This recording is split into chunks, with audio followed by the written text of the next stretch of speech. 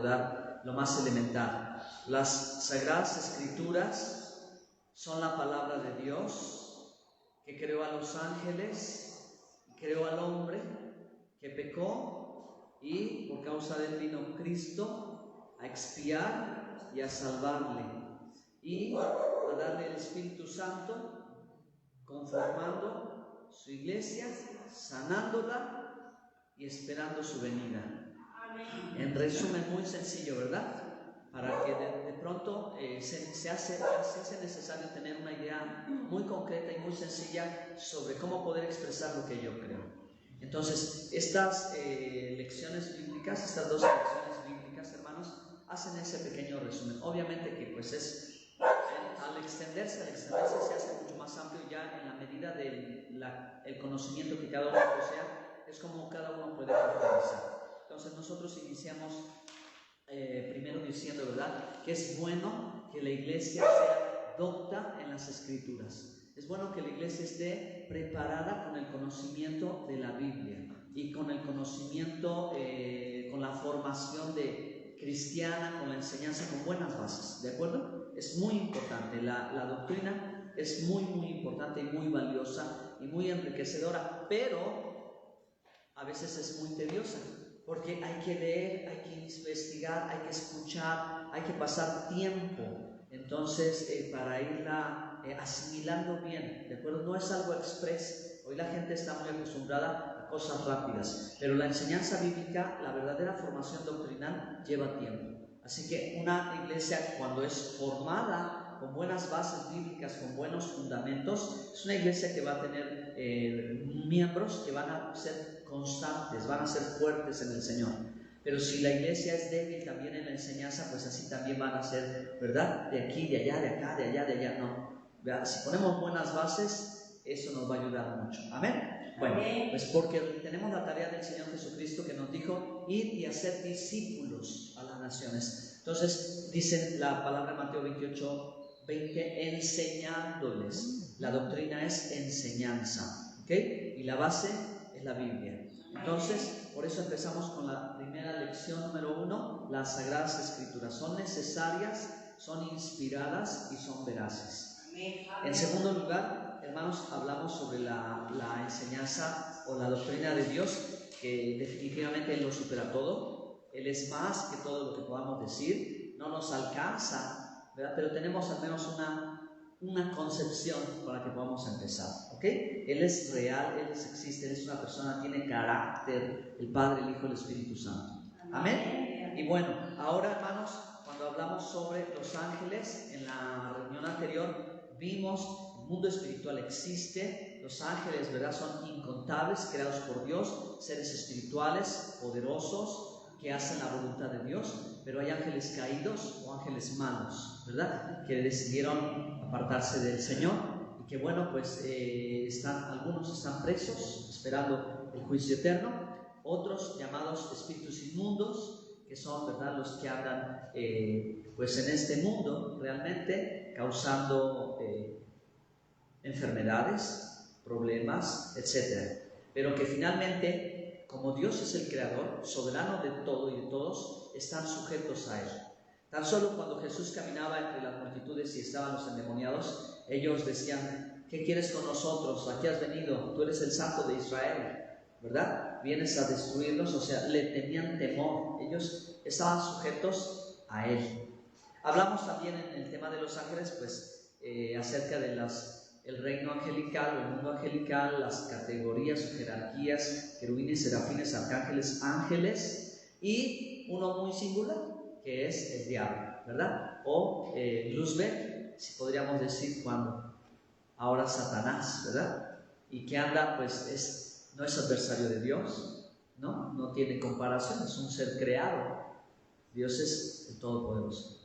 No es adversario de Jesús, no es adversario de Jesús, no tiene comparación, no, es muy pequeño para ser su adversario. Dios no tiene adversario, hermanos. Jesús no tiene adversario. El diablo es nuestro adversario, ese sí, con nosotros, ¿verdad? Pero, ¿por qué Dios permitió esto? Porque aún Él es un instrumento para nuestro crecimiento, ¿de acuerdo? para nuestra formación de carácter, porque es el adversario de un equipo contra otro equipo, piénselo así. Este rival es más fuerte, pero si juegas con él vas a crecer, vas a esforzarte, te va a poner a una situación en la que tienes que echarle ganas. Obviamente, hermanos, Dios quiere y nos ha dado la victoria. Eso es importante decirlo, ¿verdad? La Biblia dice que en Cristo somos más que vencedores. Y Él es un enemigo que la Biblia lo declara derrotado. ¿Ok? Bueno, por mencionar algunos pequeños detalles de lo que se había hablado sobre este personaje al que se le ha, mientras más se le engrandece, más fuerza toma. Pero cuando se descubre, acuérdense que él es padre de mentira, cuando se le descubre, entonces es diferente, ¿verdad? Ya no es como ese adversario que para muchos es un adversario invencible y parece que maneja todas las cosas en el mundo y parece que Dios no puede controlarlo, que está fuera de su alcance, que hace lo que quiere. No, está sujeto a Dios. Si Dios lo permite, pasa, porque ni una hoja de un árbol cae, si no es que Dios lo permite. Jesús dijo, ni uno de sus cabellos puede ser tocado. Nada, ¿verdad? Aunque uno se encontrara en medio de una situación peligrosísima, una balacera, ¿no? Aquí los hermanos estaban cerca, pero ni aunque estuvieran en medio, nada puede sucederles si Dios no lo permite. Aunque pasaran por acá y por acá y por acá, nada puede pasar si Dios no lo permite. Como dicen por ahí, cuando no te, aunque te pongas, cuando no te toca, aunque te pongas, pero cuando te toca, aunque te quites. Bueno, ese fue un tema. Ya ven ustedes que de pronto podemos entrar más, ¿no? Y para esta ocasión, el tema del hombre, la doctrina del hombre, es maravillosa, Voy a tratar de aprovechar el tiempo ya. Ahora su Biblia, Génesis 1:27, hay mucho que decir. Les pido una disculpa si no voy a citar muchos textos bíblicos, voy a tratar de decirlos de memoria y para darles o entregarles al menos, ¿verdad?, este resumen o esta presentación de la doctrina. Obviamente que cuando queramos estudiar, pues vamos a tener que invertir un par de horas para ahondar. Dice la Escritura, y creó Dios al hombre a su imagen, a imagen de Dios lo creó, varón y hembra los creó. ¿Okay? Entonces, hermanos, el hombre es un ser creado, no es creador, es un ser creado, lo creó Dios. La Escritura lo declara muy claramente, ¿verdad? Muy claramente está demostrado en la Biblia, somos creación de Dios. Poco menor que los ángeles, dice el Salmo 8, ¿verdad? Pero nos vistió de gloria y majestad. ¿Ok? Somos un poco menores que los ángeles, pero somos hechos a la imagen de Dios. Entonces, esa expresión de la imagen de Dios va a contar mucho para el ser humano, que lo va a diferenciar de la creación de los animales o de la creación de las plantas o de todo el resto de la creación. ¿Ok? Nos va a distinguir porque Él nos está haciendo a su imagen conforme a su semejanza. Entonces, en el día sexto, cuando Dios ya creó, en el día quinto y los días anteriores, todo el resto de la creación, ahora un día especial para crear al ser humano, para crear al hombre. ¿Ok? Y en la Biblia hay varias palabras hebreas que se utilizan para hombre, muy importantes, muy importantes, porque eso nos va a ayudar a nosotros a entendernos y a entender mejor a la revelación que Dios nos ha dado en la persona preciosa de Jesucristo. ¿Ok? Hombre se dice también Adán, ¿ok? Y es el nombre que le puso Dios al primer hombre, que fue el ser inteligente, que fue con conciencia, con la capacidad de comunicación y comunión con el Creador, pero con la capacidad de reír. ¿Okay? Si me permiten, voy a hacer un paréntesis respecto del origen, porque es muy discutible hoy por los científicos respecto de que si el hombre fue creado o es producto de la evolución. Entonces, por más que han buscado el último eslabón, algunos pensaron que era el caballo, otros pensaron que era del mono, otros pensaron que son del puerco, en fin, todavía no hay conclusión, solo teorías. Pero existen algunas evidencias arqueológicas respecto de cráneos humanos, etcétera, que son como los argumentos para decir de la evolución del ser humano. Y entonces está el hombre neandertal, el hombre cromañón, el Homo sapiens, ¿de acuerdo, hermanos? Esta historia que nos cuenta como un lado científico en teoría tiene una evidencia física. Entonces, ¿qué lugar tiene respecto de la creación? Si nosotros vemos que Dios hizo al primer hombre, hizo a Adán. Bueno, nuestro Padre, la respuesta es esta, hermanos. Nuestro Padre, nuestro Dios es un creador. Es un creador que ha hecho miles, millones de especies aquí, pero cuando empezó en la creación del ser humano, hizo un prototipo o hizo un diseño como un diseño anterior. ¿Ok? Por eso es que se puede, de cierta manera, pensar que en una creación preadámica, si ustedes están de acuerdo con eso, si no hay libertad para argumentar, claro que sí, pero una creación preadámica, ¿verdad? En la existencia de los dinosaurios y todo ese mundo preadámico, existían estos personajes. Estos personajes fueron como los primeros modelos hasta que Dios hizo el hombre perfecto. ¿Ok? No sé si les convenza. Obviamente aquí tendríamos que investigar, indagar y ver un poquito más, ¿no? Los antiguos sabios de Israel aceptan esta teoría, aceptan que Dios hizo un diseño y le puso así y luego dijo lo puedo mejorar, voy a hacer el Cromañón, voy a hacer el Homo sapiens y nada más, ahora voy a hacer Adán, que voy a soplar mi espíritu. Así que en los modelos anteriores no había, ¿verdad?, espíritu, no había comunión, no había conciencia sino un ser como el resto de los animales. ¿Ok? Para tener una respuesta a todos aquellos que presentan la idea de la evolución de las especies, incluida el ser humano. Pero nuestra respuesta ante esas evidencias es que Dios es un diseñador. Él creó un modelo, después creó otro modelo, pero después dijo, y en este soplo mi espíritu. Y aquí es donde comienza la historia de la humanidad. ¿Aproximadamente hace cuánto tiempo, hermanos? Bueno, pues según el calendario hebreo judío, que es el único que puede llevar ese antecedente por la escritura, son 5.783 años desde la creación de Adán. Y el próximo domingo en su calendario se toma nota de ese inicio. El pueblo de Israel hoy tiene ese calendario. Nosotros vamos al 2022, pero en Israel se cuenta desde la creación del primer hombre, y en sus registros más antiguos cuentan que ya vamos en el 5.783 de la historia de la humanidad, desde la creación de Adán Arishon, es decir, Adán, el primer hombre. Y el primer hombre porque era capaz de hablar con Dios, era capaz tenía conciencia, y esos son los elementos que en un momento vamos a mencionar, que están presentes en nosotros y que nos hacen singulares, nos hacen muy especiales. Amén. Pero bueno, volvamos al texto de la escritura, donde claramente dice la Biblia que Dios creó al hombre y sopló aliento de vida, y el ser humano fue un alma viviente. Entonces ya decíamos que hombre en hebreo se llamó Adán, y Adán significa rojo. Pero también hombre aparece la palabra ish, ¿ok? Que es ya más literal sobre como en género, ¿sí? Como de tipo de género. Isha quiere decir hombre y mujer. Entonces Adán fue un un varón, un hombre, ¿ok? En el sentido de género masculino. Isha fue una mujer en el sentido de género femenino, y nosotros estamos muy claros, hermanos, que no hay otra opción. No hay otra circunstancia, ¿de acuerdo? Entonces, no quisiera entrar en el aspecto cuando Dios, ¿verdad? Dice a Adán, no es bueno que el hombre esté solo, le haré ayuda idónea, porque también es algo complejo. ¿Lo mencionamos?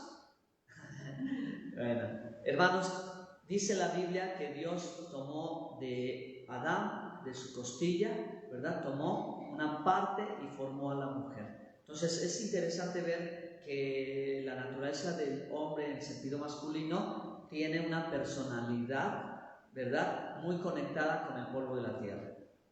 Yo lo he dicho mucho en la consejería familiar, en las reuniones de matrimonios. El carácter del hombre es más apegado como a la tierra, pero el carácter de la mujer, ¿sí? La mujer es más humana que el ser humano, que el hombre. ¿Sí me explico? Por eso es que puedes decirse que tiene un sexto sentido, tiene una mayor sensibilidad, tiene una mayor conexión con Dios. No sé, hay algo diferente en la mujer, ¿ok? Aunque la mujer provino del primer hombre que fue Adán, pero Adán ya había sido formado del barro de la tierra y ella no fue formada del barro de la tierra. La mujer fue formada de Adán, ¿sí? Del cuerpo de Adán. Por eso se dice que la mujer es más humana que el hombre y tiene esas habilidades especiales. Entonces, estaba en Adán, ¿ok? Adán era en un principio, por eso dice el verso en singular, y luego dice los creó en plural. Entonces, en Adán, por eso es que todavía nosotros, aquí está el hermano Simón que es doctor, tenemos una parte hormonal, ¿verdad?, que corresponde como de género femenino, y lo mismo en la mujer. El gran problema de hoy, hermanos, pues han sido los cambios químicos, lo que comemos, las ideologías y las cosas que han hecho y el pecado principalmente, que han generado estas historias de Adán, Eva y Evaristo. Eso no está en la Biblia, ¿de acuerdo, hermanos? Ojalá y nosotros venzamos al final en esta guerra ideológica de tratar de crear un ser que no fue creado así, un ser transgénero. Hermanos, este ha sido el engaño del siglo XXI. Y la intención, si ustedes me lo permiten, porque el tema es del hombre, y la intención a donde quiere llevarse las cosas ahora la humanidad, es ya no tener un hombre, sino tener un humanoide.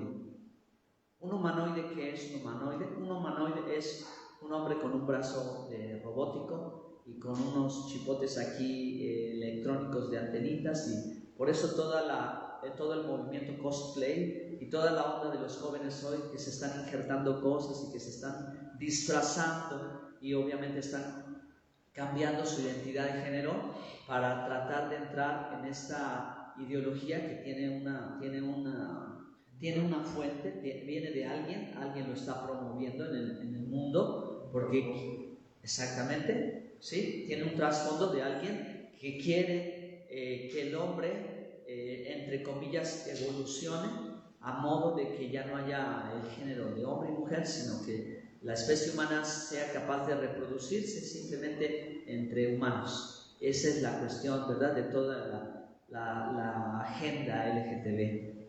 Todo ese rollo viene de aquí, del deseo de quitarle al hombre su identidad. Y ahorita en esta temporada, particularmente, la masculinidad del varón es la que ha sido más atacada. En otro tiempo es la feminidad de la mujer y todas las situaciones que vivía la mujer, pero ahora la mujer empoderada ha marcado un poquito en señalar la masculinidad del hombre como, es un machista, es esto, ¿no? Es esto, y eso es una lucha que no debemos de perder, ¿de acuerdo? No debemos de perder, porque ¿qué hizo Dios?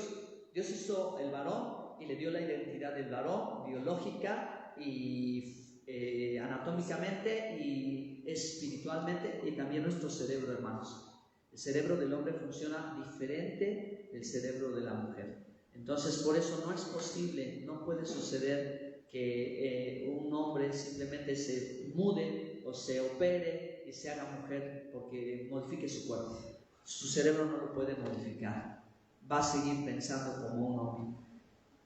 Aunque la voz la imite, aunque la imagen sea, su cerebro va a seguir funcionando como un hombre porque es el de un hombre. Entonces, aquí sí necesitamos y vale la pena nosotros estar bien enterados de la situación. Finalmente, hermanos, la meta que tienen estas personas de este trasfondo es que en 50 años el hombre vuelva a ser ya no un ser humano creado por Dios, sino otra vez arcilla.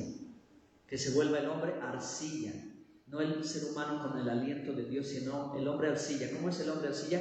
El que afines a los objetivos del gobierno o de quien lo promueve, lo moldee a su antojo y a su gusto y haga lo que quiera con ese ser humano, cuando Dios no nos hizo así. Él ya nos formó de la tierra. No tiene por qué el ser humano volver a querer ser barro para cambiarse, quitarse y ponerse, específicamente me refiero a la identidad de género. Entonces, bueno, este es un pequeño comentario respecto del tema del origen del hombre. Entonces, el varón tenemos, hermanos, todos los elementos de la tierra en nuestro cuerpo. ¿sí? Tenemos presentes todos los elementos, pero les tengo una gran noticia. ¿Qué hizo Dios de especial con nosotros respecto de los animales? Cuando Dios creó a los animales, a cada animal le dio una belleza y le dio un propósito y le dio un mecanismo de defensa. ¿Sí? Cada animal tiene cómo defenderse y tiene su peculiaridad y es bonito en algo, pero tiene su propósito. Por eso es la cadena alimenticia. Ustedes deben de saber que la cadena alimenticia termina. No, la cadena alimenticia, la figurita que este toma este toma este toma este, tiene un final. La cadena alimenticia termina en el puerto. Y la cadena alimenticia en el mar termina con el camarón. La cadena alimenticia, ¿sí? Ahí termina. Entonces, cada uno tiene un propósito, cada animal tiene un propósito, tiene una característica, un mecanismo de defensa y una peculiaridad. Y cuando Dios hizo al hombre, pues también tiene características especiales. La buena noticia es que tomó todas esas virtudes que puso en la hormiguita, que puso en el león, que puso en el águila, las reunió todas y se las puso al hombre. ¿Ah? Eso es muy lindo. Saber, hermanos, que nosotros tenemos una capacidad impresionante, que por eso podemos de pronto correr con una velocidad como un lince, que podemos tener una visión, una mirada de águila, una visión, y tenemos todas esas cualidades en nosotros. Lo que pasa es que a veces no las desarrollamos.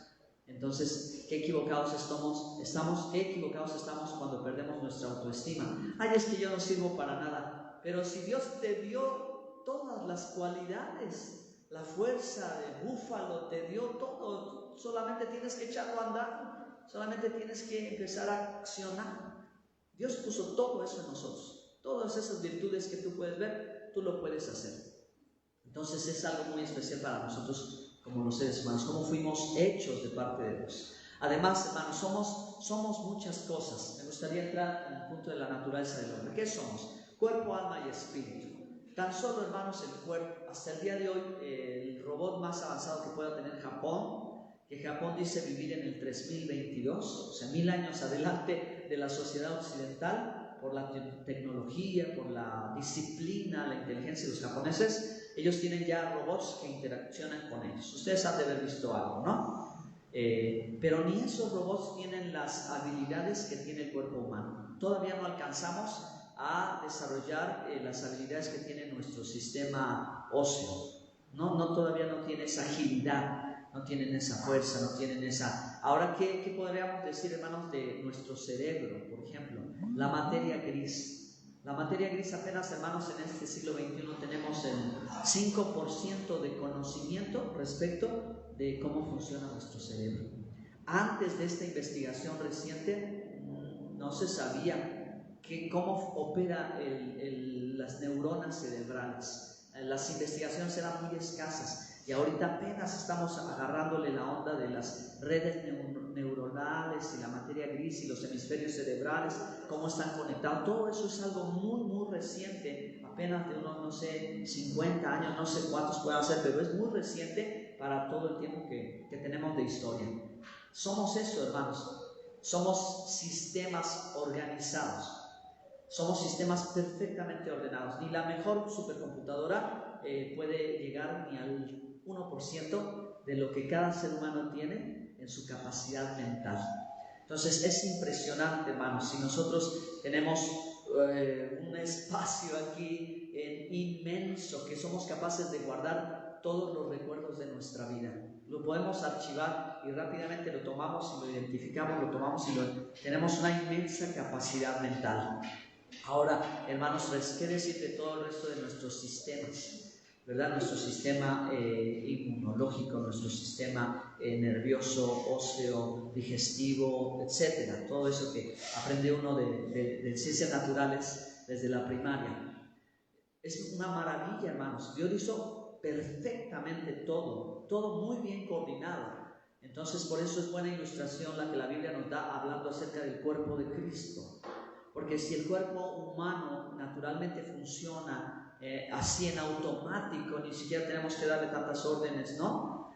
Funciona en automático, el cuerpo de Cristo tiene que ser ordenado también. tiene que estar perfectamente ordenado. O sea, hay un principio de orden, pero también el ser humano tiene vida.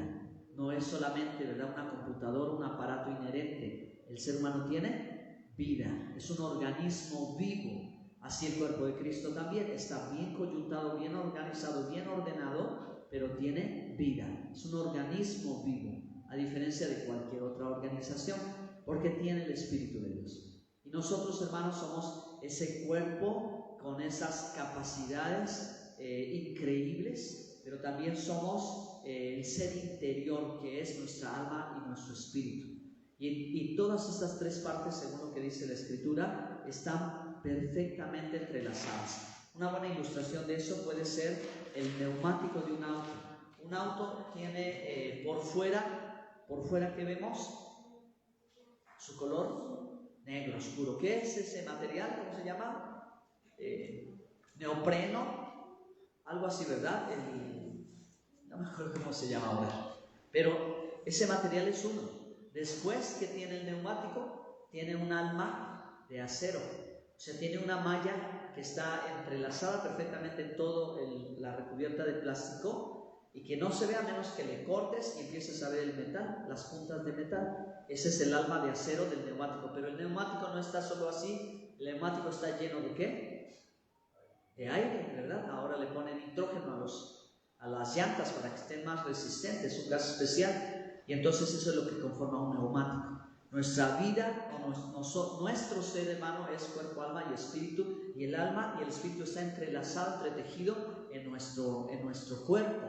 No podemos eliminar o quitar una pequeña parte y aunque lo quitáramos, sentimos que todavía, o la gente lo ha dicho, siento que todavía tengo la mano, aunque por algo no lo tenga, ¿no? Porque está ahí presente en todo nuestro ser. Entonces esto es maravilloso y todavía no llego a lo más maravilloso que tiene el ser humano, esa parte intangible de nosotros. Es correcto pensar esto, hermanos. Es correcto pensar que usted es cuerpo, espíritu, alma y cuerpo, ¿ok?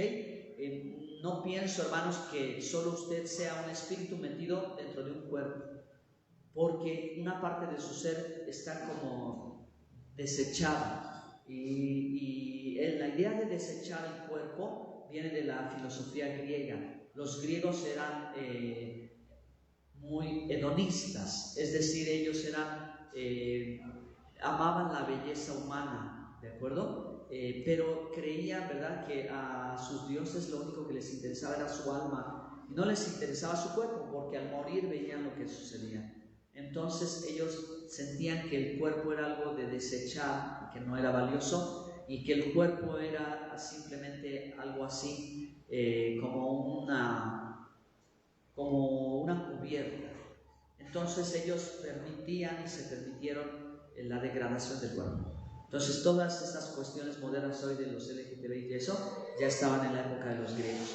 Los griegos ya practicaban toda la homosexualidad, el lesbianismo y todos los pecados sexuales. Para ellos era, pues, el cuerpo, pues, ¿qué tiene? ¿Qué importancia tiene el cuerpo? ¿Y cómo puede afectar? Lo que allá arriba quieren es mi espíritu. Entonces nosotros no hacemos bien al decir que somos un espíritu dentro de un cuerpo nada más, porque el cuerpo lo hizo Dios, el cuerpo no lo dio Dios. Y para el pueblo de Israel, es decir, ahora vamos a la cultura hebrea, dentro de la cultura hebrea, el valor del alma o el ser interior y el valor del cuerpo también es de la misma importancia. Y más para nosotros como cristianos. ¿Por qué, mis hermanos? Porque el cuerpo es el templo del Espíritu Santo. Entonces tenemos que amar nuestro cuerpo, porque somos cuerpo, hermanos. Somos alma y somos espíritu. Somos seres tripartitas. Y cuando estamos así, somos quienes somos. O sea, somos una persona. ¿De acuerdo, hermanos? Cuando llega la muerte a la vida, el hombre se separa, el ser humano se separa. Cuando viene el tiempo de la resurrección, cuando vayamos a la presencia del Señor, o si Él nos lleva, nos arrebata y nos lleva, allá Él nos va a dar un cuerpo glorificado. Siempre necesitamos un cuerpo, hermanos. Nosotros necesitamos un cuerpo porque fuimos creados para estar completos. No estamos completos si no tenemos un cuerpo. Y Dios, Jesús nos dijo, ¿verdad?, que Él nos daría un cuerpo glorificado. Si el grano de trigo no cae a tierra y muere, no lleva fruto. Pero si muere, lleva mucho fruto. y él hablaba de su muerte y su resurrección. Pero también este principio lo dice Pablo, ¿verdad? Que es necesario que seamos sembrados, ¿verdad? Que muramos para que recibamos una nueva naturaleza, un cuerpo glorificado. ¿Ok? Ya vamos a entrar a un asunto más, un poquito más, ya más interesante.